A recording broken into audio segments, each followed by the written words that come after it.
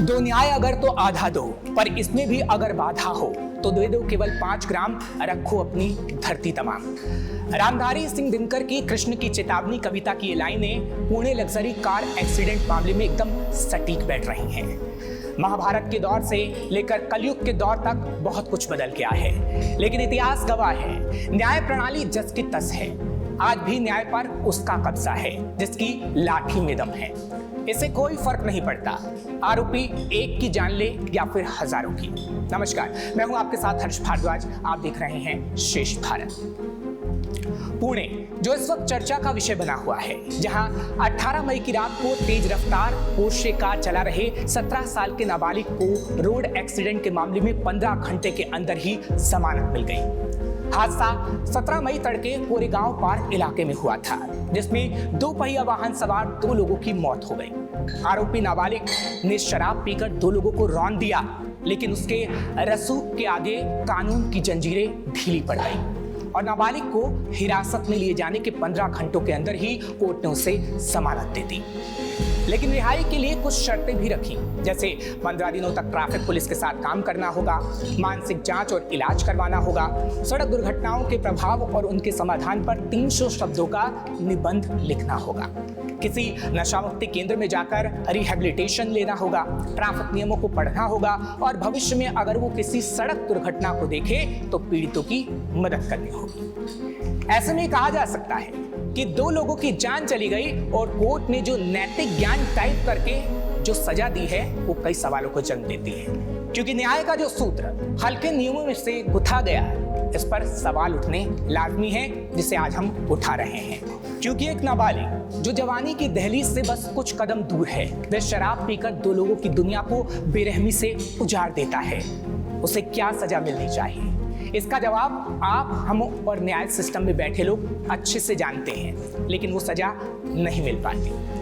लेकिन ऐसी क्या मजबूरी है कि इंसान की मौत को 300 शब्द के निबंध से ढकने की कोशिश की गई? क्योंकि सुप्रीम कोर्ट समेत देश की कई अदालतें साफ कह चुकी हैं कि आरोपी 16 से 18 साल का नाबालिग ही क्यों ना हो, अगर वह हत्या और दुष्कर्म जैसे जघन्य अपराधों में शामिल है तो उस पर बालिगों की तरह केस चलेगा। कोर्ट ये तक कह चुका है कि ऐसे आरोपियों को मौत या आजीवन कैद की सजा भी दी जा सकती है। इतना ही नहीं, जघन्य अपराधों में आरोपी को 16 साल की उम्र तक ही स्पेशल होम में रखा जा सकता है। इसके बाद उसे अन्य कैदियों के साथ जेल में शिफ्ट किया जा सकता है। वहीं 12 साल से कम उम्र के बच्चों पर कोई मुकदमा नहीं चलाया जा सकता। तो आखिर क्यों 17 साल के एक नाबालिग पर इतनी रहमदिली दिखाई गई? फिलहाल अब इस हादसे के आरोपी के पिता को पुलिस ने अभी हिरासत में लिया है, क्योंकि मोटर व्हीकल एक्ट में नाबालिग अपराधियों के लिए एक अलग धारा है। इसमें साफ लिखा है कि अगर आरोपी नाबालिग है तो इस तरह के मामलों में अभिभावक या फिर वाहन मालिकों को दोषी माना जाए।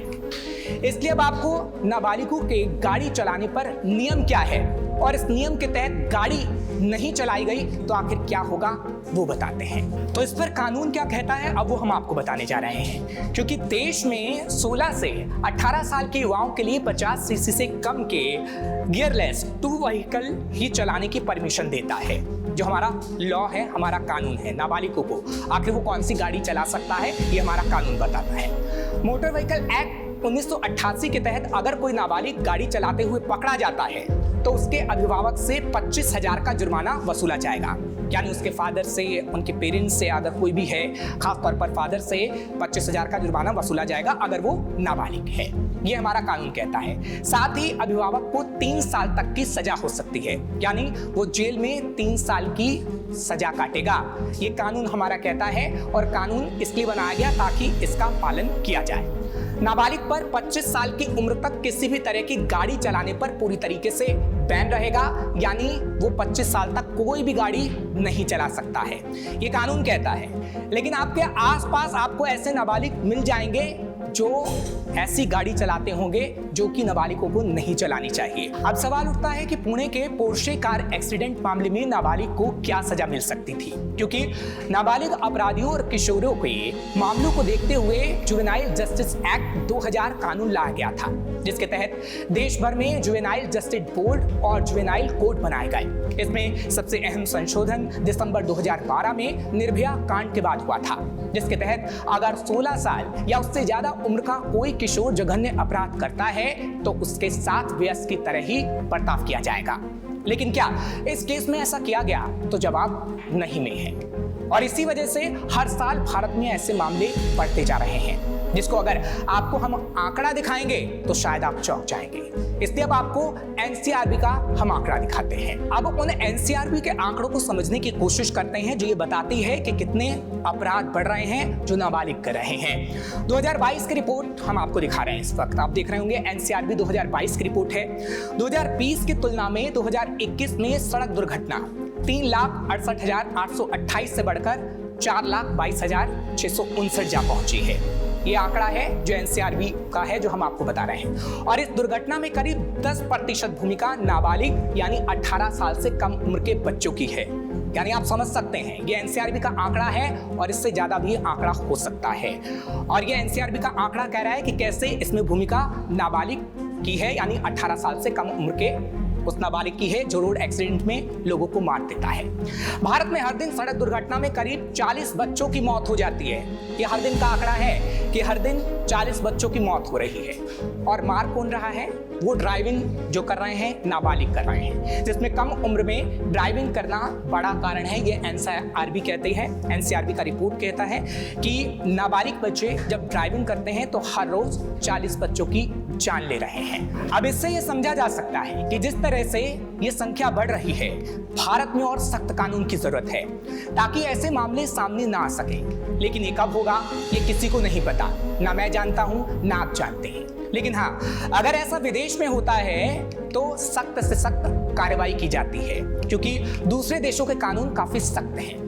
भारत में तो ड्राइविंग करने के लिए शख्स को 18 साल या उससे ज्यादा उम्र का होना जरूरी है, क्योंकि भारत में 18 साल का व्यक्ति बालिग कहलाता है। लेकिन अमेरिका, चीन और जापान में ड्राइविंग करने की उम्र 18 या उससे कम रखी गई है, जिसके बारे में भी आपको जान लेना चाहिए। तो चलिए आपको बताते हैं। तो भारत में तो 18 साल है, लेकिन दूसरे देशों में कानूनी उम्र क्या है वो अब हम आपको बताते हैं। सबसे पहले बात करेंगे चीन की, क्योंकि चीन में भी भारत की तरह ड्राइविंग करने की कानूनी उम्र 18 साल है और वहां पर 18 साल का कोई भी शख्स बालिग माना जाता है।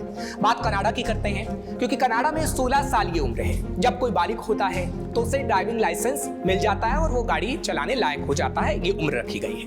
इस तरीके से अमेरिका की बात करें तो अमेरिका में ड्राइविंग करने की कानूनी उम्र 16 साल की है। अगर आप 16 साल के हो जाते हैं तो आप कोई भी गाड़ी चला सकते हैं। ये अमेरिका का कानून कहता है और अमेरिका में ये कानूनी उम्र है। इसी तरीके से बात अगर जापान की करें तो जापान में ड्राइविंग करने की उम्र 18 साल की है। जब कोई बालिग हो जाता है तो उसके बाद वो कोई सी भी गाड़ी चला सकता है। यानी अलग अलग देशों में अलग अलग कानून हैं, लेकिन भारत में 18 साल है, जिसके बारे में हम आपको बता रहे थे कि 18 साल का शख्स कैसे भारत में बालिग होता है, उसके बाद वो कोई भी गाड़ी चला सकता है। यानी अलग अलग देश में अलग अलग बालिग होने की उम्र तय की गई है। ऐसे में ये सवाल उठता है, क्या भारत में भी बालिगों की उम्र 16 कर देनी चाहिए जो अभी 18 साल है? क्योंकि नाबालिग द्वारा होने वाला अपराध भारत में तेजी से बढ़ रहा है। बड़े से बड़े अपराध करने पर भी नाबालिगों को केवल बाल सुधार गृह में ही रखा जाता है। ऐसे में सरकार को नाबालिग के लिए 16 साल तक की उम्र कर देनी चाहिए। इस वक्त ज्यादातर मामले 16 से 18 साल के बीच वाले नाबालिगों द्वारा ही किया जाता है जो अपराध करते हैं। इसलिए कानून में संशोधन की बहुत जरूरत है और इसके बारे में सरकार को सोचना होगा। फिलहाल ऐसी और खबरों के लिए आप देखते रहिए श्रेष्ठ भारत। श्रेष्ठ भारत पर खबरों से जुड़े रहने के लिए चैनल को सब्सक्राइब और लाइक करें, बेल आइकन दबाएं और देखते रहें श्रेष्ठ भारत।